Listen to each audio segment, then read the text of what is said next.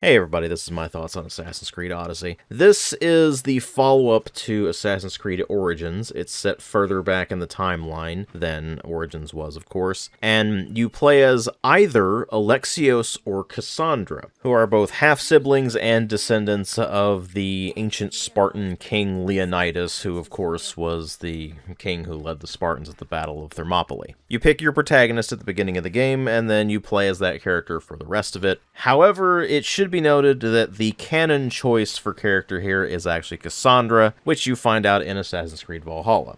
Regardless of which one you pick, you are either Alexios or Cassandra, the Eagle Bearer, and you wander around ancient Greece as a Misthios, a mercenary during the Peloponnesian War, so you have this war going on between the forces of Sparta and Athens, and you're caught up in all of the middle of this as effectively just a sword for hire. You pick whichever side you want in any given situation based on however it suits your needs. Along the way, the Eagle Bearer also is pursuing more personal goals of taking down the Cult of Cosmos, this shadowy organization that's been working behind the scenes for a very long time to ultimately bring about the Peloponnesian War, and has also been targeting the Eagle Bearer's family and causing it to be fractured and spread to the winds. This is all a solid setup, and the setting in particular is absolutely fantastic and has been realized to the degree that we have come to expect from Ubisoft with these Assassin's Creed games. If nothing else, their art teams and their world designers do an absolutely brilliant job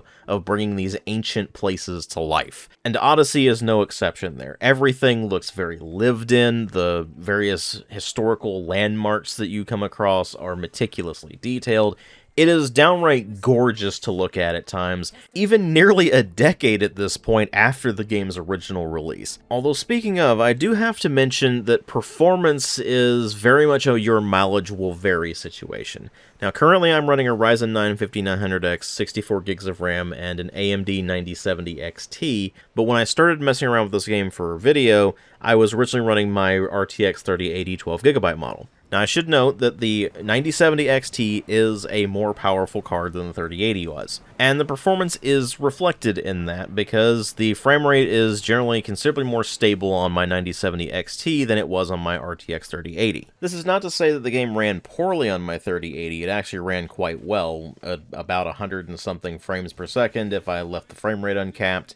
And if I capped the frame rate at 60, it was almost always at 60 FPS. But there were several instances where the frame rate would drop pretty dramatically, particularly in larger settlement areas, and that doesn't happen anywhere near as strongly on my 9070 XT. There's still a few spots here and there where the frame rate will dip, but for the most part, it's well over 100 frames per second at all times, and the highest I've seen it go is about 150 FPS. Now, keep in mind that this is all with max settings, and this is on hardware that came out several years after this game released, so one would expect it to run pretty well on that kind of hardware. However, the game was fairly notorious at the time it released for being very demanding on hardware, so if you were running some older hardware, your mileage is definitely going to vary on that. Chances are, if you're willing to sacrifice some visuals, you'll be able to get this thing at a smooth 60 FPS without any problems whatsoever. And obviously, if you're running higher-end hardware or even mid-range hardware for these days, you're probably going to be fine. So if you got the hardware for it, at least the game looks great, and it really does bring that ancient Greek world to life. That said, that's kind of the baseline with Assassin's Creed. Everybody expects that at this point,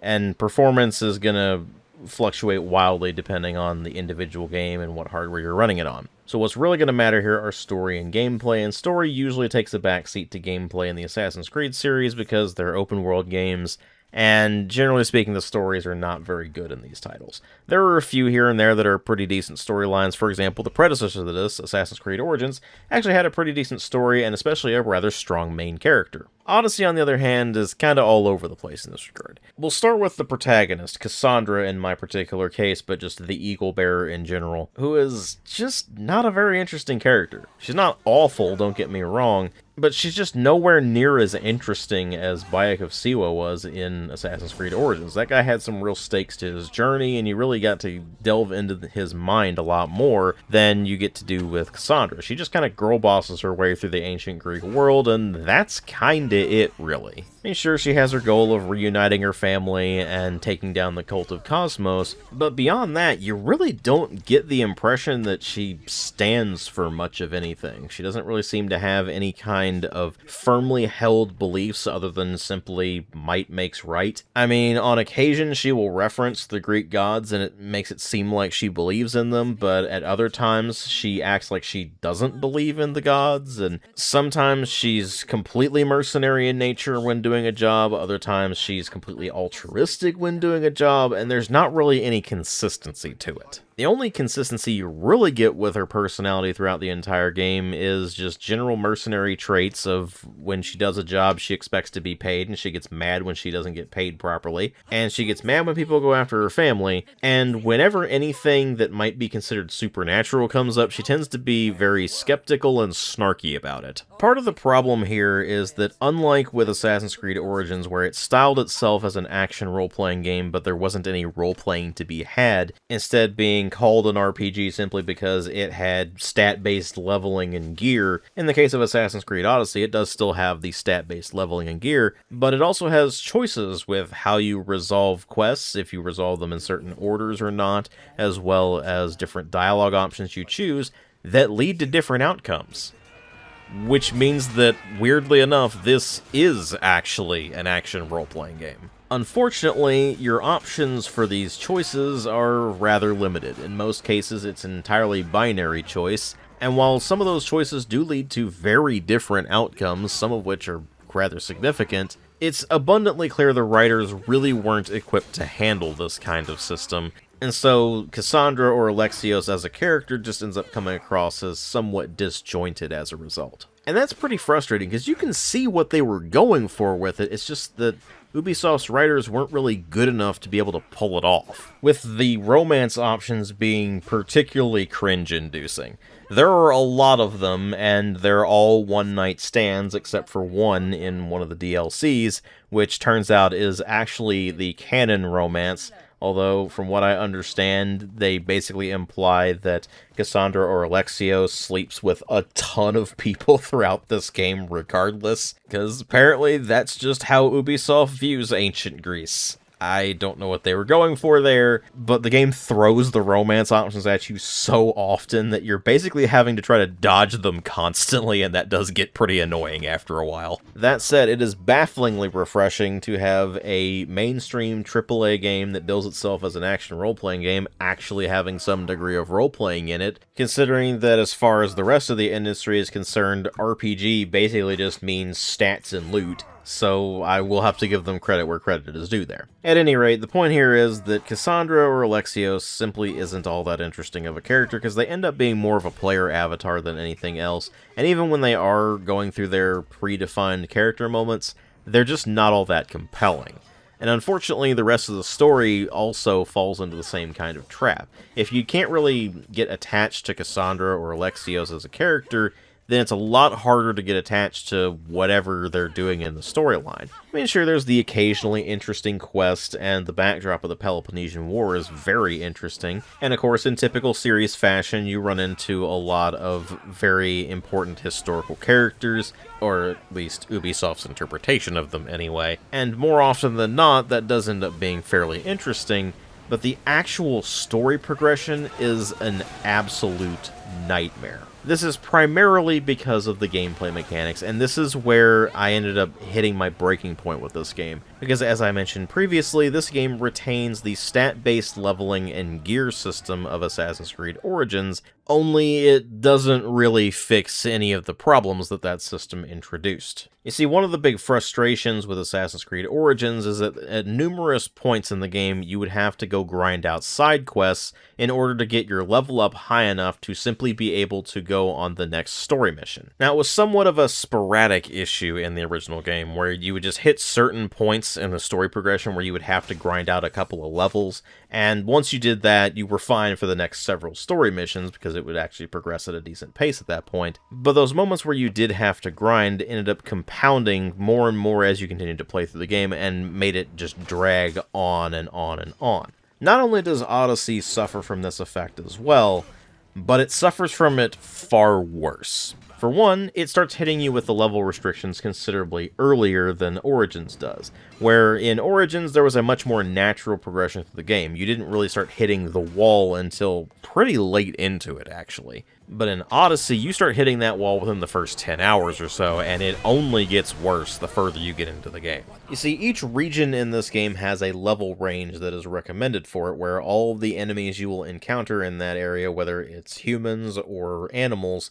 are within that level range. So you might go to one area and it'll be entirely populated by enemies of about level 20 or so, whereas you go to a different area and it might be level 40 plus. So you think to yourself, okay, that's not that big of a deal. Obviously, those are meant to be more late game areas, so I'm going to just start wandering around in the areas I'm currently in, see what I can get done, get the story going in those areas, and then I'll go to those other areas later. Only once you uncover the Cult of Cosmos, you are basically given free reign to go around the ancient Greek world and fight the cult however you see fit. Just tackle them in whatever order you can. That's all well and good. It gives the player a lot of freedom to play the game in the manner that they want to play it, in the order they want to play it. But at the same time, you're having to work around this leveling system. You'll take down the cult member who's there, and then it will unlock the next cult member, and you'll find that they're in an area that's a good 10 plus levels higher than you, which of course means you've got some level grinding to do, and the way you're going to be grinding out your levels is primarily through side quests, most of which really aren't all that interesting. There is an awful lot of what I would describe as busy work, where you're just doing random mercenary jobs for random people that don't really go anywhere, and that will wear on you more and more as you continue to mess around with this thing. Because again, this effect just gets worse the further you get in.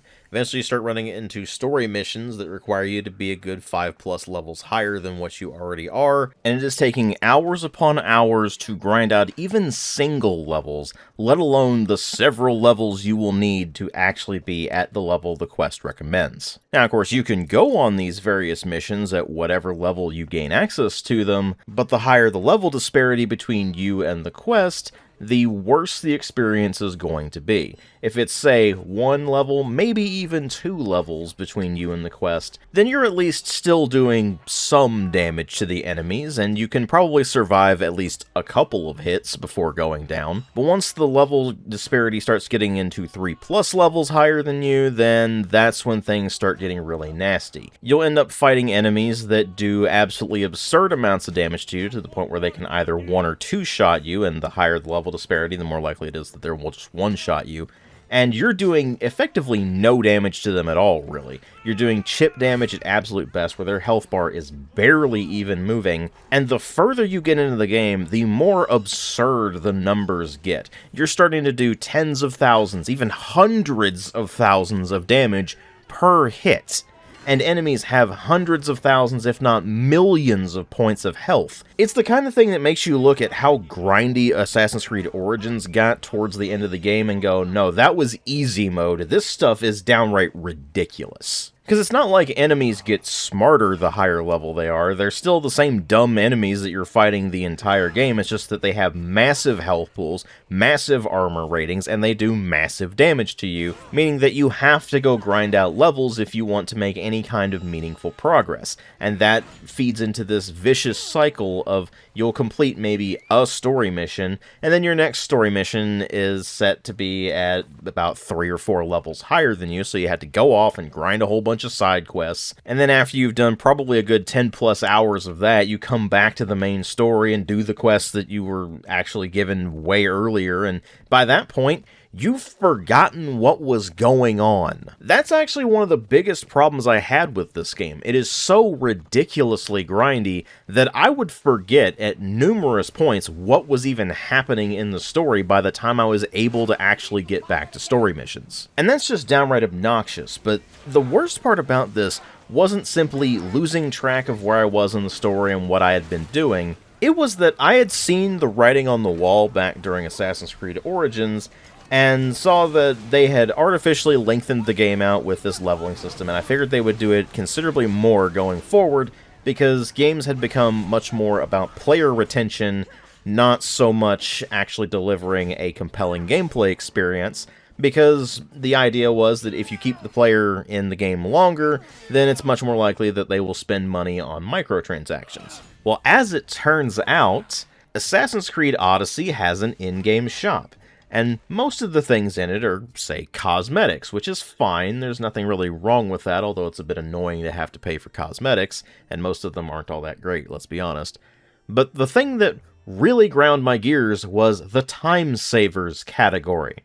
They knew the game was a complete grind fest. They deliberately set it up this way so that they could sell you time savers in the form of material packs, so you could get more crafting materials immediately to be able to upgrade your equipment and your ship and all that, as well as map reveals that will just unveil the locations of things like the ancient tablets or legendary chests or whatever on the map, instead of you having to go exploring to find them. And most insulting of all is the permanent boosters. There are 2 boosters and then 1 combined booster that is both of them put together. There is a booster that gives you 50% more drachmae than you would just get playing the game normally, and considerably more insulting, one that gives you 50% more experience than you would get playing the game normally. This does not mean that these are actual boosters.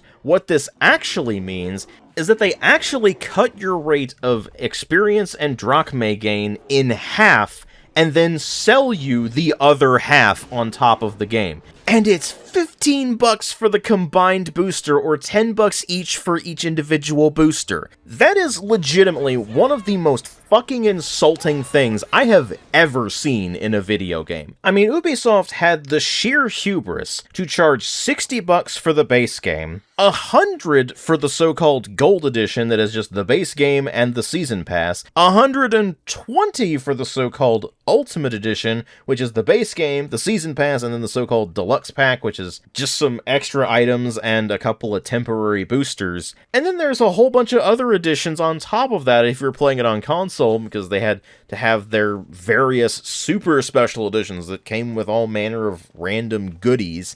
And you basically needed a spreadsheet just to figure out what was in the damn edition you were getting to begin with. And on top of that, they charge extra to unlock the actual full rate of drachmae and experience gain. Otherwise, you're stuck with half of it. It is legitimately astounding the levels of greed which Ubisoft showed with this particular game. And thankfully, they backpedaled on that quite a lot with subsequent games, but in the case of Assassin's Creed Odyssey, it's all still in the game, and it is still infuriating. Because that halved rate of experience and drachmae gain basically means the game is twice as long if you don't get the booster. And I need you to think about this for a second, because I completed Assassin's Creed Origins and its DLCs in about 42 hours. And by the end of it, I was very, very done with that game. Because it was 42 hours of basically the same gameplay throughout, where you have very basic stealth. You crouch, you hide in the high grass, you try to avoid enemy lines of sight, and you just sneak up behind them, hit the assassinate button, and then move on. And if you weren't being sneaky, you were getting into combat, and the combat consisted of very run-of-the-mill hack-and-slash style combat that was fine, but nothing particularly impressive. And pretty much everything else in the game was just a bunch of collectible hunting, or maybe some very light puzzle solving in the case of things like the tombs, but nothing that really would hold your attention for very long. Just stuff that was nice, I guess, as an extra, but when you're having to do all these things constantly, it all wears on you very heavily by the end. And I was very, very done with that game at about 42 hours. It took me a little bit to get to Assassin's Creed Odyssey. I needed a bit of a cooldown period, but when I got to it, I started running into that problem again, because Assassin's Creed Odyssey is set up the same way. You have your very simple stealth, which is basically the same as Assassin's Creed Origins, but with some very, very slight refinement to the point where it's just some mechanical smoothness and the ability to have a ranged assassination takedown maneuver, which you unlock and then can upgrade over the course of the game as you level up and upgrade the spear. But other than that, it was more or less the same kind of game experience that Assassin's Creed Origins offered, which is to say, simple stealth, pretty simple hack-and-slash combat that's fine, but nothing particularly impressive. And then a rather heavy emphasis on naval gameplay, which does make sense for the ancient Greek setting, but because the naval gameplay is very simple, where you have your archers, you have spear throw, and you can ram into enemies, and if you do enough damage to the enemy ship, then you can board them and fight them in the standard hack-and-slash combat, loot the ship, and then come back to your own ship, which replenishes your ship's health, because that's a thing. And then you just kind of move on, and most of the time you're in the ship, you're actually just sailing around, just going from point A to point B, rather than actually doing anything interesting. That all wears on you considerably more than Assassin's Creed Origins does, which is a shame, because all of these elements are refined compared to Assassin's Creed Origins. I mean, I mentioned that the combat is fine but nothing impressive, but it is better than Assassin's Creed Origins. It's smoother, you've got more abilities that you can use, there's a decent variety of weapons you can use that all have their own movesets, and the general combat experience is just a bit more enjoyable than Origins, although it still wears on you after a while. And the stealth is just a bit more refined, thanks to things like that extra assassinate ability. The adrenaline mechanic, which is basically your refillable skill meter, effectively, is also refined compared to the original. The new role-playing elements are more refined compared to the original. In fact, it actually has role-playing elements instead of it just being stats and gear. But at the end of the day, the game is just so absurdly grindy that any improvements made over the previous game just end up being wasted. I mean, think about it this way. I played through Assassin's Creed Origins and its DLCs in a grand total of about 42 hours. In the case of Assassin's Creed Odyssey, I played about 40 hours, and I wasn't even halfway through the main story yet. I hadn't even reached level 40 yet. I was level 36, and I already had stuff in my quest list and in the Cult of Cosmos that was like, no, you need to be at least level 50 to do this. And again, that's main story content. It's not even side stuff or DLC content. That's main story stuff. If I were to keep trying to push myself through this thing, I probably would hit close to 100 hours or more just to finish the main story. You may think to yourself, well, that sounds like good value for money, but by the time you get to the point I was in this game, you're tired of it all. You've experienced everything there is to experience. There's no new mechanics being introduced. You've unlocked nearly all, if not all, of the abilities that you have available to you if you just haven't been upgrading the ones that you've already unlocked and just decided, oh, I'm going to go ahead and unlock everything. You've probably unlocked everything by that point. And so from there on out, it is just continuing to repeat the exact same things over and over and over again for 50 plus hours before you even get into the DLCs, where you're going to be doing it even more, just with the DLC storylines on top of that. And it's all a shame, because on paper, this should be a better game than Assassin's Creed Origins, at least mechanically. Like I said, it was improved compared to the previous game. Character-wise, story-wise, that's a different story. Bayek of Siwa is a considerably more interesting character who is way easier to get attached to. And his story is much more interesting than the story of Assassin's Creed Odyssey. But at least mechanically, Assassin's Creed Odyssey is a superior game to a point. Because once that repetition sets in, all of the improvements they've made to the gameplay cease mattering.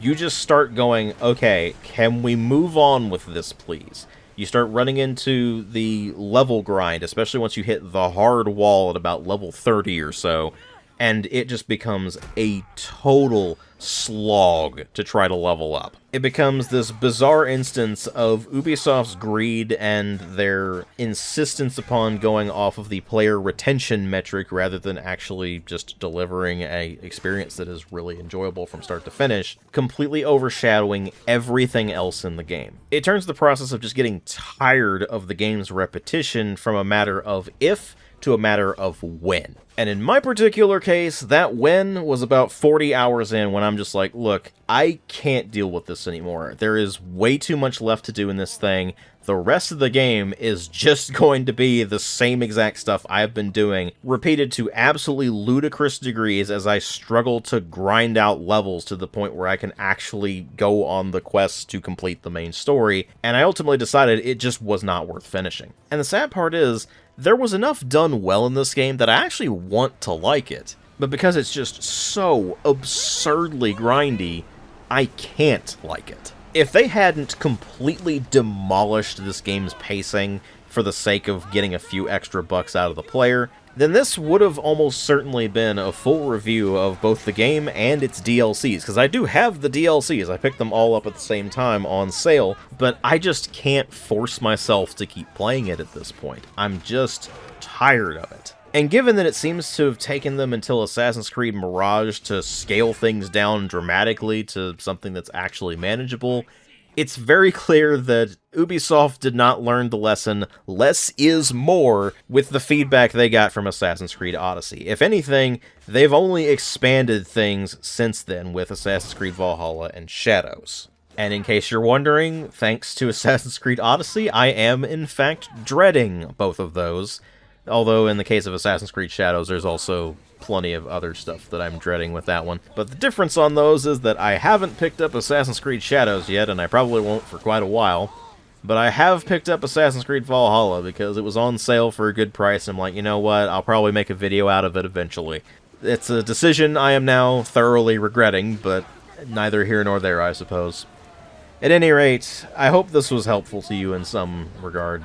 Assassin's Creed Odyssey is not a bad game per se, but it's a game whose publisher's greed absolutely ruined its pacing, and thus it's a total slog to try to play through, and you get so tired of how ridiculously repetitive the game gets over the many, many hours it takes to go through the main story, that you will eventually hit a point where you're like, you know what, I'm done, I'm not gonna actually finish this thing. And as such, I really can't recommend it to pretty much anybody unless you're just a die-hard Assassin's Creed fan who is willing to put up with the ridiculous amount of repetition. But what I will say is that if you do decide to play this game, because again, it's not a bad game, if you can take it in chunks, for example, you might be able to manage it, but if you decide to play this game, for the love of everything, do not get the booster.